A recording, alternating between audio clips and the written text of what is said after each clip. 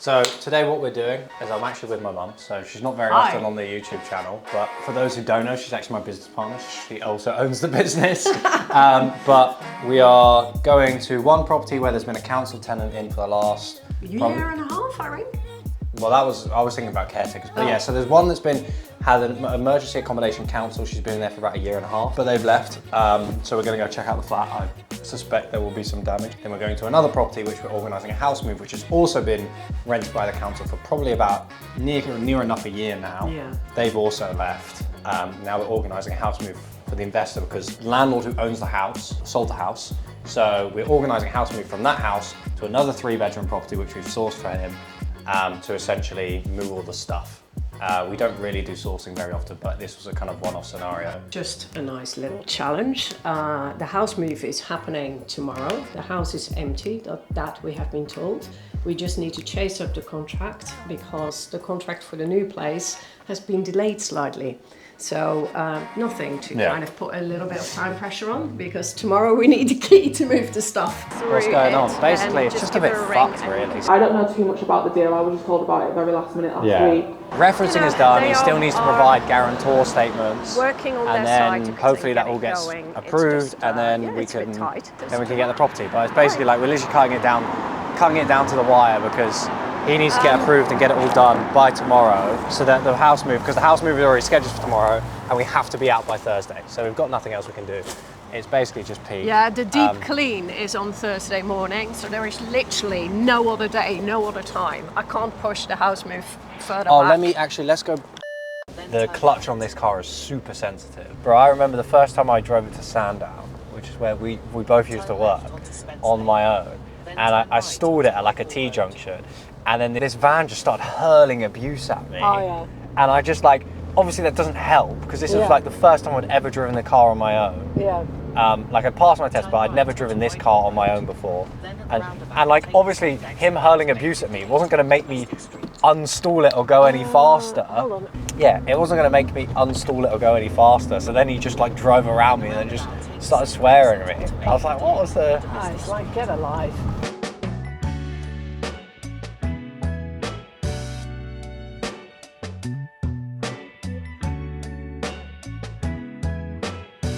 This is a property that has been rented to Leeds City Council for emergency accommodation for the last year and a half. The lady moved in February and only just moved out 2 weeks ago.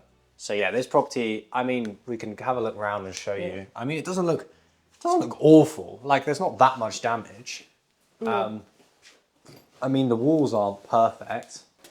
Hey, some of the remnants, this is impressive. Some of the remnants still remain. So this was the first service accommodation unit we ever had.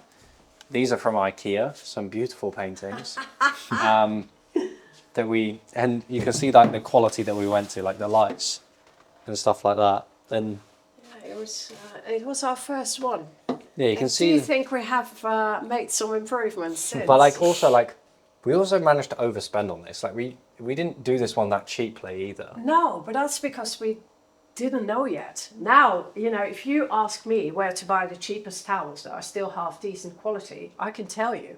At the time, we did everything at IKEA, and I can tell you now, not the cheapest. We've just gone through basically the whole place has been ransacked and it's empty now, basically. So we're basically gonna have to, you know, minus some stuff, we're gonna have to kind of restage it. We'll have a discussion in a minute. I think I want to use a staging company. I don't know what you want to do, Mum. I don't really want to spend my time staging it. Maybe we can offer it to our mentees as a working experience job. Free labour! No!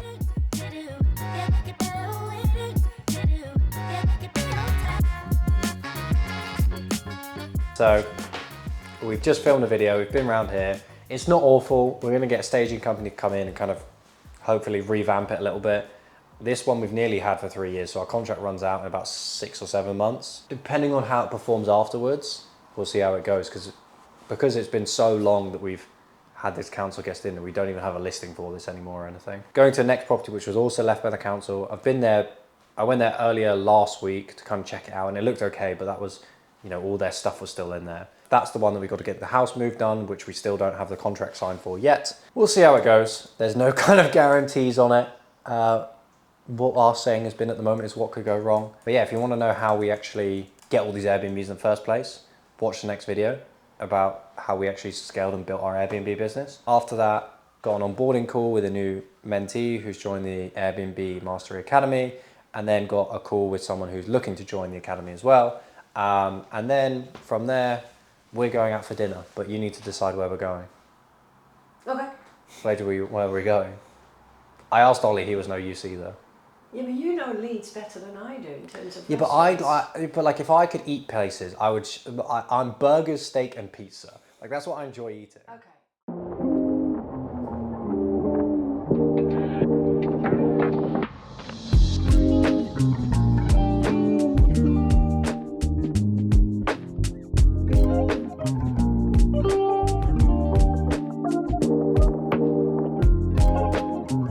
At least the garden looks nicely trimmed. You know, that's something. Yeah, too nice.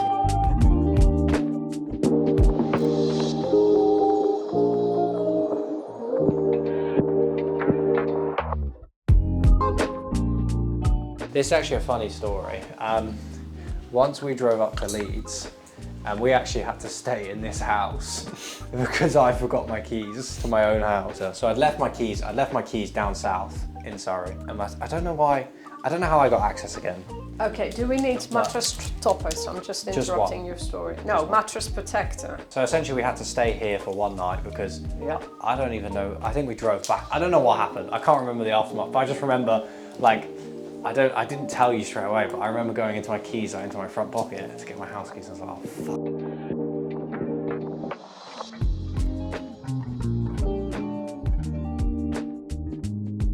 We're done with the property visits now. My mum's going to go speak to the agent again to try and get it sorted with the guarantor forms. Yep. I've got to run to an onboarding call with someone. And then tomorrow we'll deal with the house move. So you'll see how that goes as well. And if there's any, if it goes through. Yeah.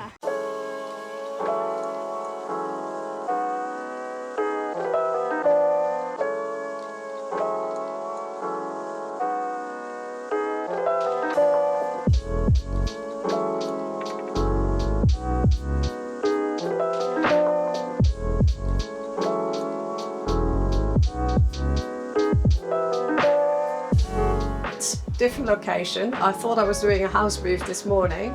Got to that location, got the house move company. They are in the property now. They're starting to pack, so that's all clear. And then I got a phone call from Joost because he's got another call that he needs to do. So I had to go back to another property where we are now just to let a plumber in because he couldn't attend the property on his own. So yeah, here we are waiting until that plumber has done his job, and then we'll go back to where the new property is to see if we can get the key, because we are currently moving house without having received the key for the new property yet. So yeah, all good. It will all slot into place. No stress, guys. So I love being a business owner, honestly. So I came here because I was told I need to let a plumber in. He's fixed some issue with the sink. There was a bucket of water which was under the sink. Plumber has now left, has told me that he doesn't carry any towels or whatever, but we haven't got any towels here in the property. I think I might just have a squidgy bit of loo roll, and the problem is that there is water under the sink. So I'm going to try to have to mop it up somehow, because otherwise it will damage the woodwork in the cupboard. So I can't just leave it like that, can I? Anyway, yay.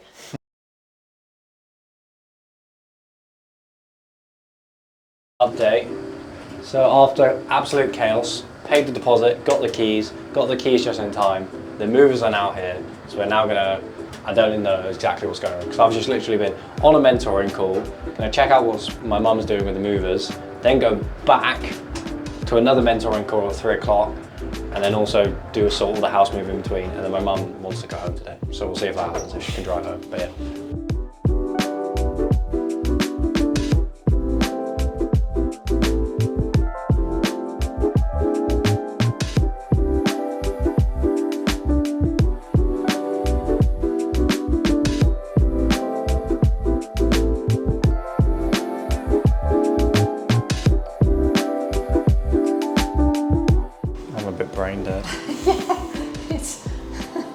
It's just been hectic and stressful just even getting to this point.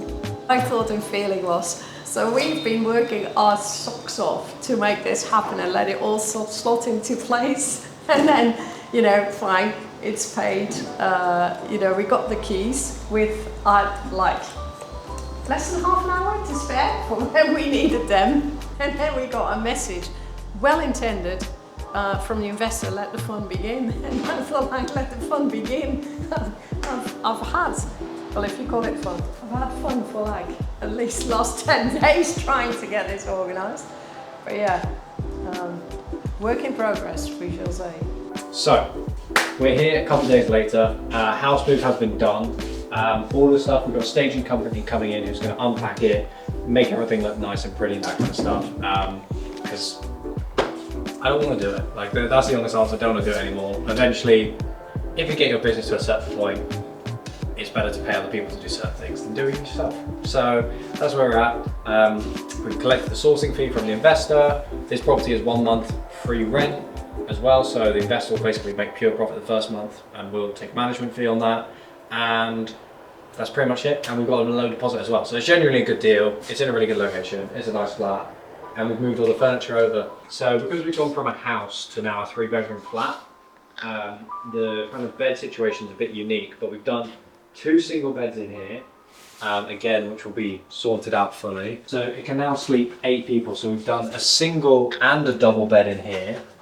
And this one has an ensuite as well. Yeah. So we've done a single and a double bed in here.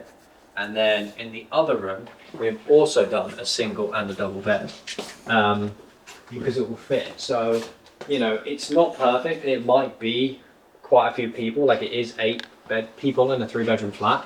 But one of the lights is flickering. It's quite city central, so it's quite a USP. Like there's not a lot of 3-bedroom flats in the city centre anyway. And having 3-bedroom flats that can sleep 8 people is also good. These are actually also both sofa beds, but we're not going to include that on the listing because that would be 12 people that could sleep in. You can't have 12 people in this flat.